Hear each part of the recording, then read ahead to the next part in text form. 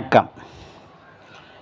தமிழ் கவி சேனலின் நேயர்கள் அனைவருக்கும் இனிய வணக்கத்தை தெரிவிப்பது உங்கள் அன்பு கவிஞர் வே. கல்யாணகுமார். இன்றைய கவிதையின் தலைப்பு காட்டு விலங்குகளும் நாட்டு மனிதர்களும். காட்டுக்குள் இருப்பவைகள் நாட்டுக்குள் உழவட்டுமே, நாட்டுக்குள் இருப்பவர்கள் காட்டுக்கு வசிக்கட்டுமே. இடம் மாறி இருப்பதாலே எல்லாம் மாறும். இயற்கை எனும் தாய் அவளின் உள்ளம் குளிரும். கூண்டுக்குள் மனிதர்களை அடைத்து வைத்தால் கொஞ்ச நேரம் புலிகளும் கண்கள் அயரும்.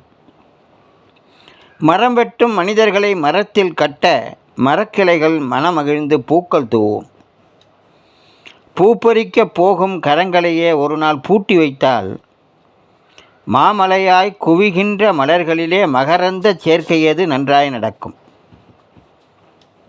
கூண்டுக்கிளி அத்தனையும் திறந்துவிட்டால் கூவும் குயில் விடுதலையின் கீதம் பாடும். பூப்பறிக்க போகும் கரங்களையே ஒரு நாள் பூட்டி வைத்தால் மாமலையாய் குவிகின்ற மலர்களிலே மகரந்த சேர்க்கையது நன்றாய் நடக்கும். கூண்டுக்கிளி அத்தனையும் திறந்துவிட்டால் கூவும் குயில் விடுதலையின் கீதம் பாடும்.